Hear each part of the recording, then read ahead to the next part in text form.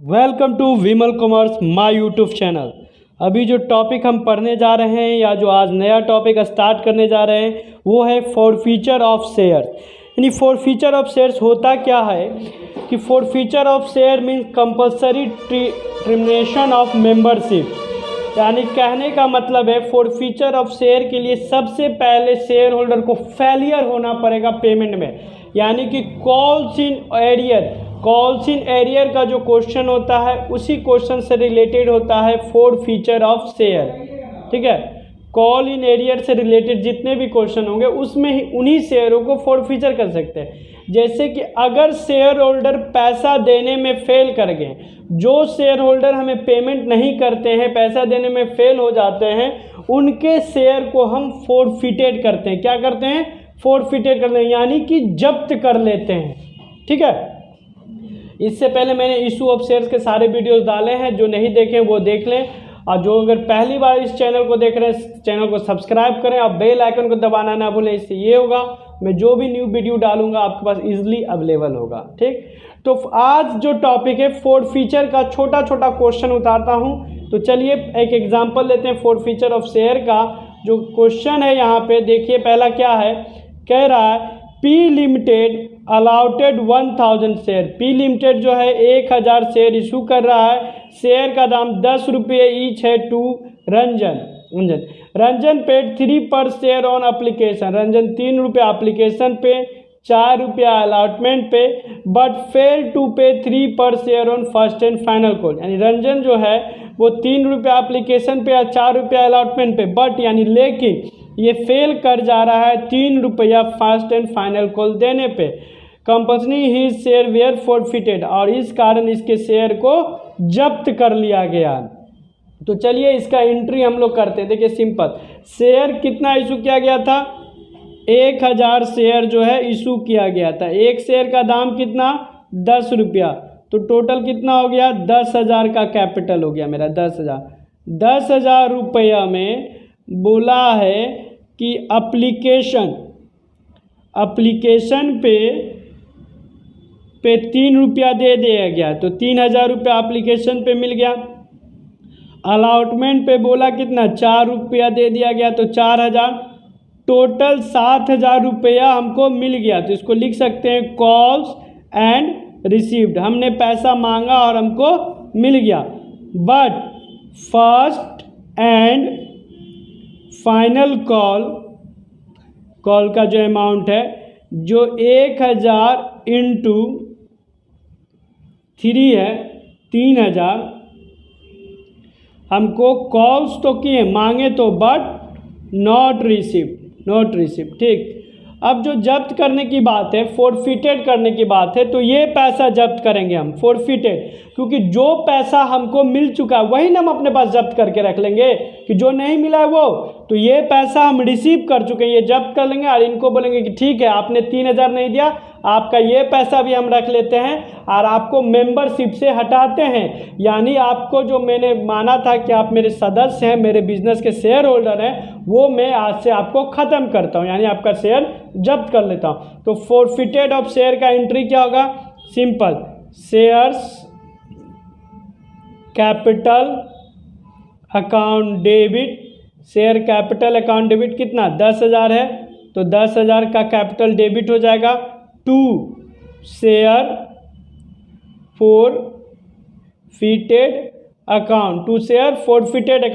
ये जो 7,000 है ना, जो पैसा जब्त कर रहे हैं, वो लिखाएगा फॉरफिटेड के सामने, टू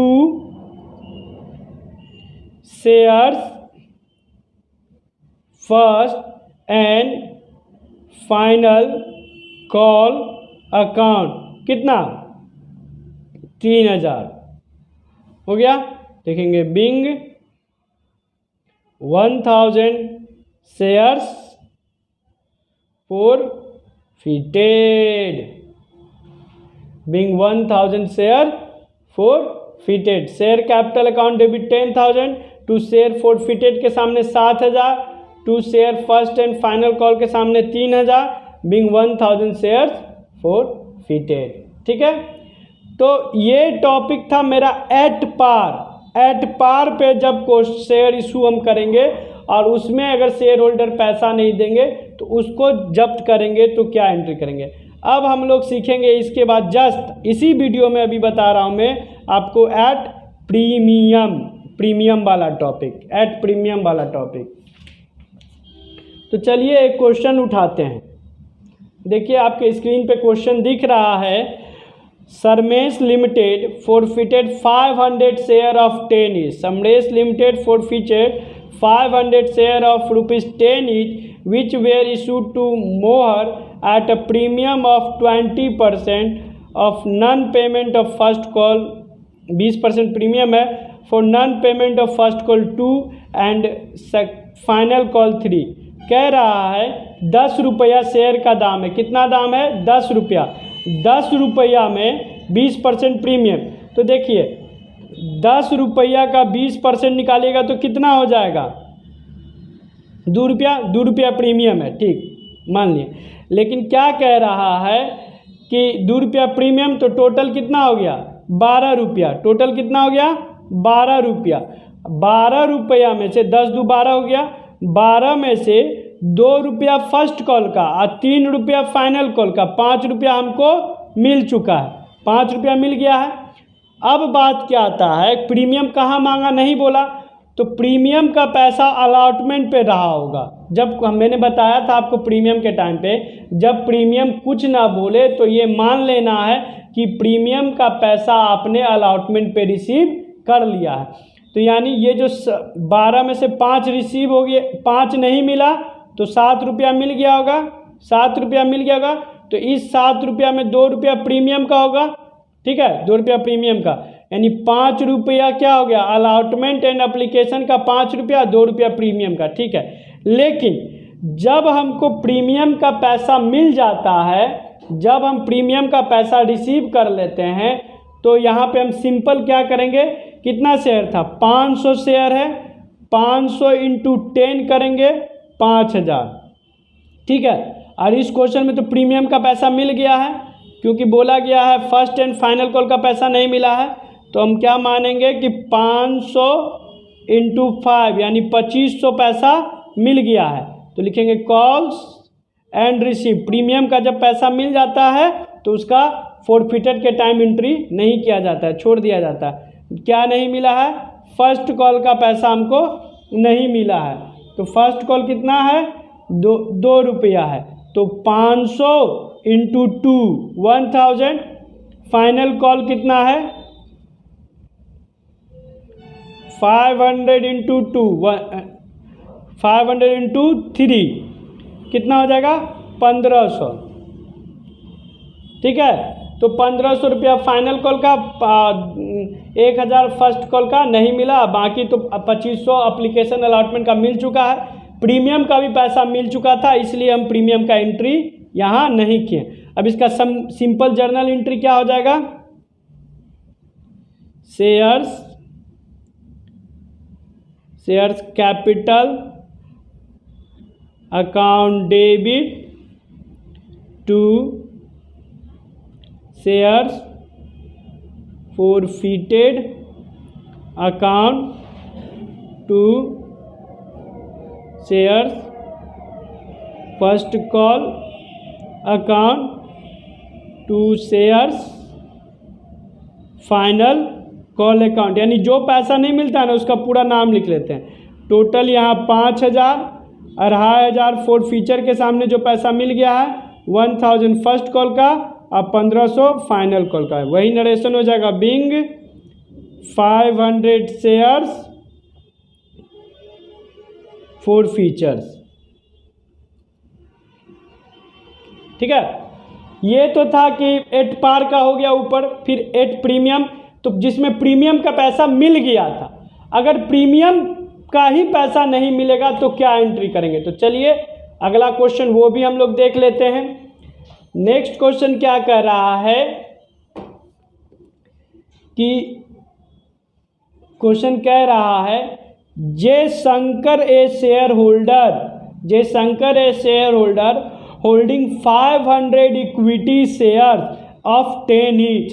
जयशंकर एक शेयर होल्डर है, इसका भी 500 share 10 each. Did not pay the allotment of 5 allotment का पैसा नहीं दिया, इंक्लूडिंग प्रीमियम 2 रुपया, यानी 2 रुपया प्रीमियम का है, 5 रुपया में 2 रुपया प्रीमियम है, 3 रुपया अलॉटमेंट का, and the first and final call 4 रुपया फाइनल कॉल का फर्स्ट एंड फाइनल कॉल है।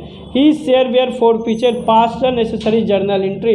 अब इस क्वेश्चन में देखिए, सबसे पहले आपको क्या निकालना है कि क्वेश्चन शेयर का दाम 10 रुपया है, ठीक है, अलॉटमेंट पे कह रहा इंक्लूडिंग प्रीमियम, तो 2 रुपया प्रीमियम भी बता दिया, यानी टोटल 12 रुपया।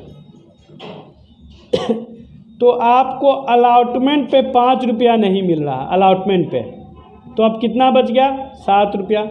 7 रुपया में फर्स्ट एंड फाइनल कॉल 4 रुपया आपको नहीं मिल रहा है, नॉट रिसीव्ड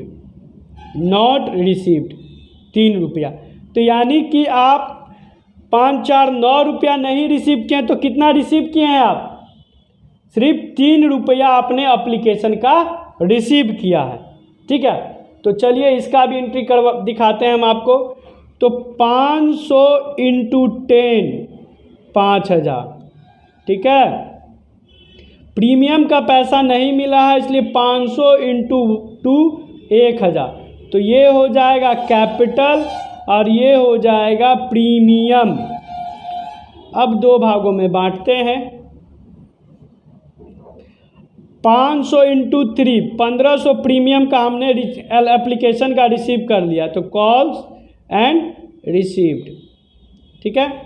अलॉटमेंट का 5 रुपये की दर से नहीं रिसीव हुआ है, तो 500 इंटू 5 इक्वल टू 2500, ठीक है। अब first and final call 500 into 4 2000, ठीक है। तो फर्स्ट एंड फाइनल कॉल का 2000, 2500 अलॉटमेंट का नहीं मिला और 1500 एप्लीकेशन का मिल गया। अब इसका एंट्री क्या करेंगे? Share capital account debit securities premium reserve account debit to, question में इक्विटी बोला था इसलिए क्वेश्चन के आगे इक्विटी शेयर्स लगा देंगे। फिर यहाँ लिखेंगे equity shares allotment account to equity shares first and final call account to shares forfeited account. तो शेयर कैपिटल के सामने ये 5000 लिखा जाएगा, प्रीमियम के सामने ये वाला 1000, फॉरफीटेड के सामने जो पैसा रिसीव हो गया 1500, अलॉटमेंट के सामने जो नहीं मिला 2500 और 2000 हो गया मेरा फर्स्ट एंड फाइनल कॉल, ठीक है। तो ये हो गया प्रीमियम का पैसा जब नहीं मिलता है, बीइंग 500 शेयर्स फॉरफीटेड। तो ये थी आज की टॉपिक फॉरफीचर ऑफ शेयर्स का, जिसमें 8 पार पे जो शेयर होता है इशू, अगर उसका फॉरफीचर करना हो तो प्रीमियम पे इशू हो, उसका फॉरफीचर करना हो तो कैसे करेंगे, ठीक है। और अब पता चल चुका है आप लोग को कंपनी एक्ट 2013 आने के बाद, कंपनी एक्ट 2013 में बोला गया है कि कोई भी कंपनी डिस्काउंट पे शेयर इशू नहीं करती है, तो डिस्काउंट पे इशू किया हुआ शेयर को फॉरफीचर करने का कोई सवाल ही नहीं होता। तो ये किसी के मन में नहीं लाना कि सर डिस्काउंट वाला टॉपिक वगैरह बताया नहीं है। तो प्रीमियम और 8 पार का जो फॉरफीचर का टॉपिक था वो मैंने बताया। कैसा लगा ये कमेंट करके ज़रूर बताएं, वीडियो को लाइक करें और ज़्यादा से ज़्यादा शेयर करें, ज़्यादा लोगों के पास वीडियो पहुंच सके। मिलते हैं नेक्स्ट टॉपिक के साथ अगले वीडियो में, तब तक के लिए बाय बाय।